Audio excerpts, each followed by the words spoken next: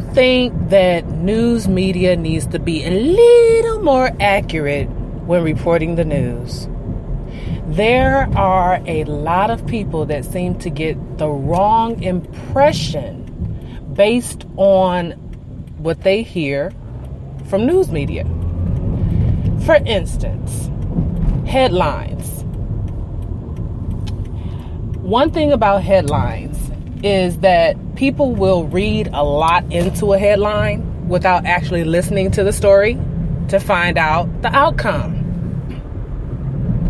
I think news media should put the outcome first, then the headline.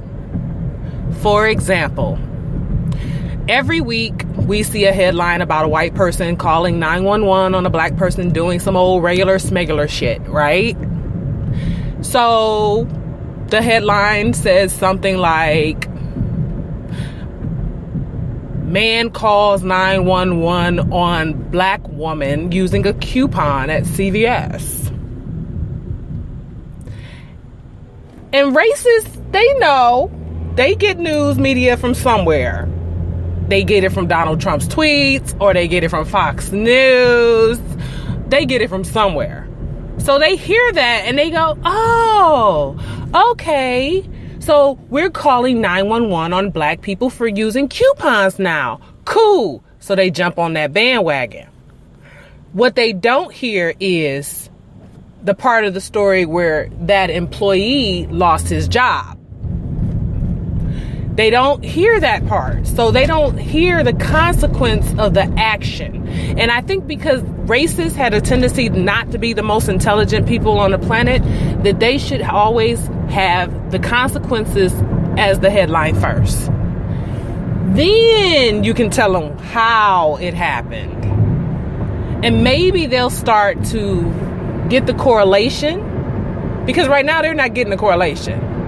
Right now they're not seeing that, yeah, white people are calling 911 on black people just for living and breathing and being in public and doing old regular everyday shit like, I don't know, delivering newspapers, checking out of an Airbnb, having a sandwich at Subway. But they're not hearing that said racist was fired or blackballed from their industry or lost their license or got arrested and charged for assault and battery. They're not hearing the consequences for some reason.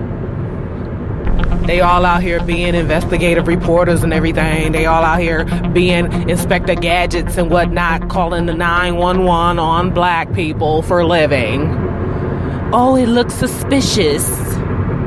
Everything we do looks suspicious to them. Just being black looks suspicious to them. Making a purchase looks suspicious to them. Spending our own money looks suspicious to them. But what about all the pedophiles in your neighborhood that are white?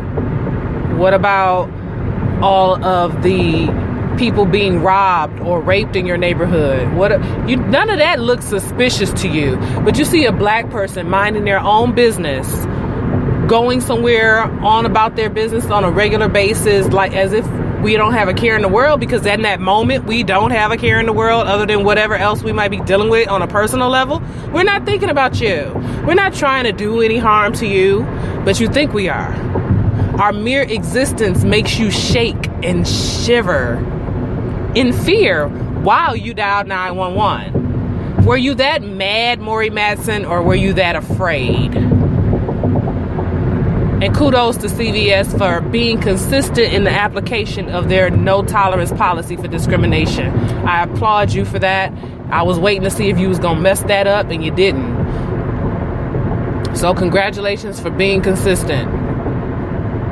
So yeah, I think that, because white people do watch the news and they do listen to the radio and they do visit social media, I really think that the headlines should be flipped, where the consequence of the racist and bigoted behavior comes before how it happened. Just my little 2 cents.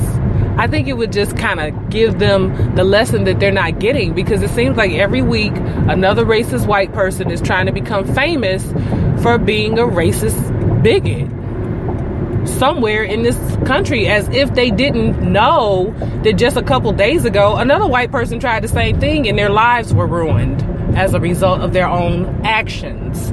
See, social media allows for the information to travel faster than it did in the 1940s and 50s and 60s. Back then, our people had to use notes and pass notes from person to person and use telephones and call each person. And it took all day to do that and reach potentially 100 people. Now with social media, you can reach thousands with a tweet. It's really just that simple to expose a racist bigot now. It's a lot easier. And since you're not even making the attempt to hide who you are, because you're displaying your behavior blatantly and publicly as if you are proud of it, you know you're being videotaped and you don't even care. So why should we? Why should we care about your livelihood? Why should any person of color care whether you lose your job or not when you're discriminating against them, assaulting them, trying to get them shot by police? We don't have to care. We don't have to care about your livelihood because you don't care about our lives.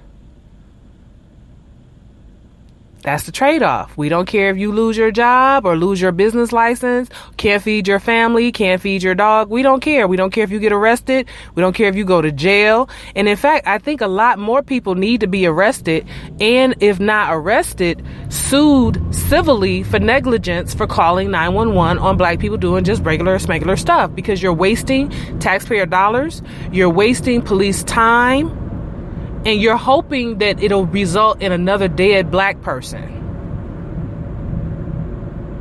And maybe somebody will start saying, you know what, we need to start filing lawsuits against these people too.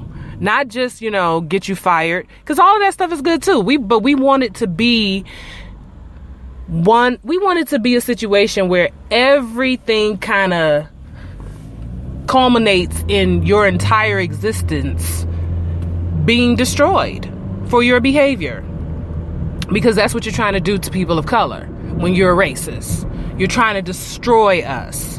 You're trying to destroy our lives. You're trying to keep us from having jobs. You're trying to keep us from going out in public. You're trying to get us arrested. You're trying to get us shot. You're trying to get our children hurt or orphaned. That's what you're trying to do to us. So the repercussions of that should be you losing your job, you losing your livelihood, you not being able to get another job, you going to jail, you being sued civilly until you're bankrupt. It's only fair. It's only fair. Because if you're not going to listen to the news long enough to hear the consequences of behavior similar to yours conducted by other racist and bigoted people, then you should also become a news headline.